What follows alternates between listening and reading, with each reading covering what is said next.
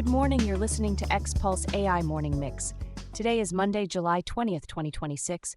We're tracking Apple's lawsuit against OpenAI, Alibaba's massive Qwen 3.8 preview, SpaceX pitching the Pentagon on AI cloud capacity, and Intel bringing Gemini into chip design, plus a few fast policy and adoption signals.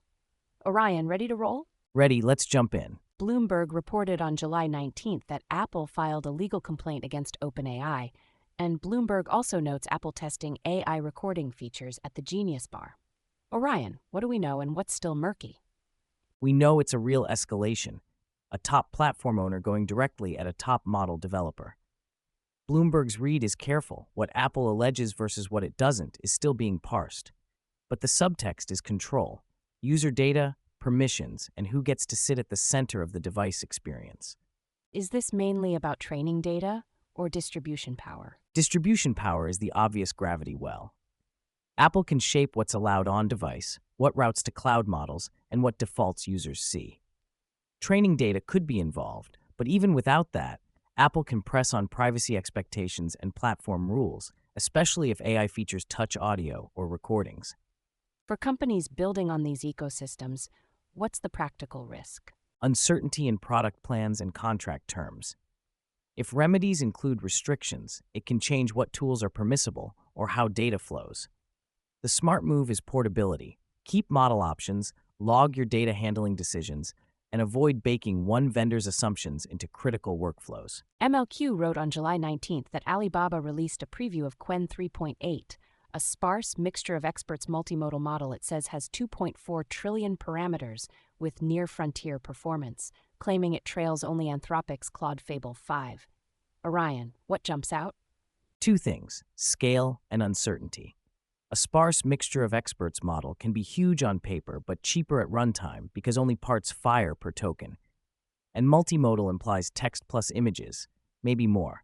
But we don't have third-party benchmarks or clear license details yet, so the performance claims are still unverified. 2.4 trillion parameters? My laptop just resigned. Understandable. Your laptop is setting healthy boundaries. Practically, the question is, can Alibaba deliver strong capability at competitive costs through its platform?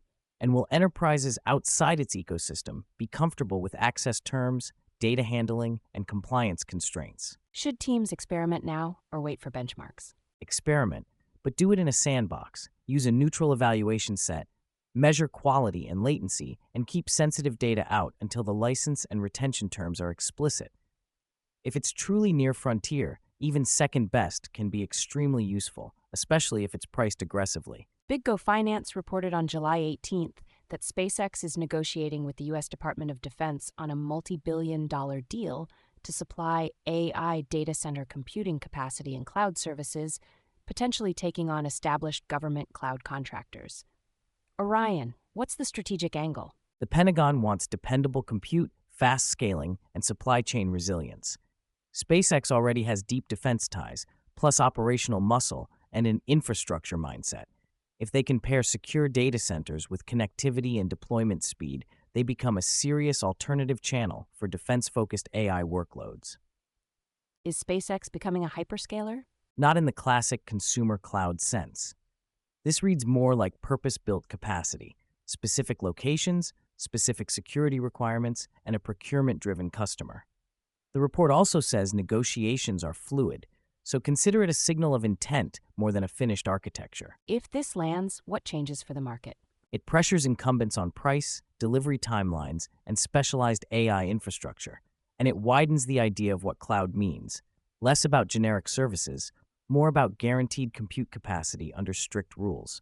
For vendors, it's another reminder: compute is becoming a strategic resource, not just a utility. The Street reported on July 18th that Intel deepened its partnership with Google Cloud, integrating Google's Gemini into semiconductor engineering and broader enterprise workflows, touching recruiting, HR, and hands-on chip design. Orion, what does it mean when chip design runs on a competitor's cloud tools? It's a big bet on productivity. Gemini can help with documentation, code, verification workflows, and navigating huge design artifacts. But it also raises governance questions, sensitive intellectual property, access controls, and dependency, especially because Google competes in custom AI silicon while hosting the infrastructure Intel relies on. Nothing says trust like giving your rival the keys.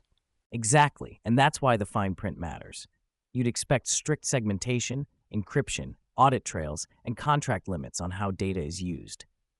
Even then, vendor lock-in is real. Once the workflow is tuned to one platform's tooling, switching costs grow quickly. If you're another enterprise watching this, what's the lesson?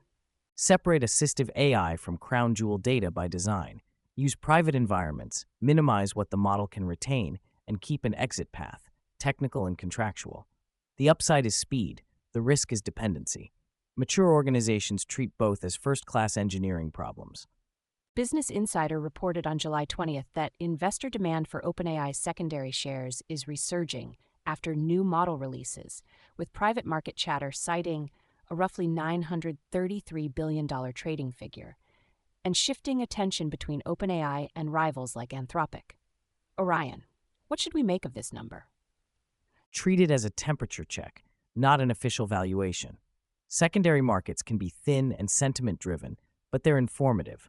They show how badly investors want exposure, how employees might seek liquidity, and how the market is repricing the perceived winner in the model race.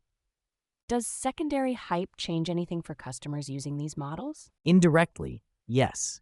Higher perceived value can fuel hiring, compute commitments, and faster product shipping. It can also influence pricing strategy, either premium pricing to match demand or aggressive pricing to cement market share. But for customers, the real watch items are reliability, governance, and long-term roadmap stability. Any red flags listeners should keep in mind? 2. Froth and concentration. Froth because secondary prints can exaggerate reality.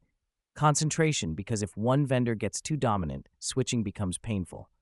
The healthiest posture is optionality. Evaluate multiple providers, keep prompts and tools portable, and don't confuse market buzz with operational readiness. Before we go, a few fast movers. PYMs.com, citing Bloomberg, reported on July 19th the White House is exploring a dedicated regulator to police AI models. Orion, what changes if that becomes real? Centralized rules. Instead of a patchwork of agencies and shifting restrictions, you'd get clearer safety standards, reporting requirements, and enforcement, at least in theory. For developers, it could slow some launches but reduce uncertainty. For everyone else, it likely means more documentation around model deployment and monitoring. Over in Australia, ABC News reported on July 19th a push for AI consumer safety, including a legislated digital duty of care. While the Los Angeles Times reported on July 19th California's executive order focused on worker impacts. Same direction of travel? Yes, accountability is moving up the stack. Not just don't build scary models, but prove your systems are fair, accurate, and safe in real-world decisions, especially in government services and employment. Expect more audits, more transparency expectations, and more pressure on vendors to support compliance features. Now, the reality check.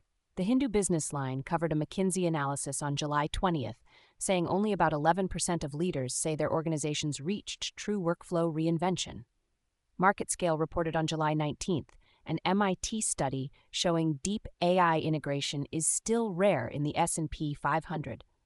Also, Yahoo Finance on July 18th says NVIDIA's Rubin systems use closed-loop liquid cooling to cut water use. And Startup Fortune on July 19th, Emergent raised $130 million at a $1.5 billion valuation. Emergent, what do they build? Emergent is an AI coding startup, tools that help developers ship faster, often by automating parts of the software lifecycle. The broader pattern across all of these, infrastructure is advancing, money is flowing to practical products, but most companies are still stuck in pilot land. The winners will be the ones redesigning workflows, not just adding chat. That's XPulse AI Morning Mix from XPulse for Monday, July 20th, 2026. If this helped, share it with someone who likes their AI news crisp. See you next time.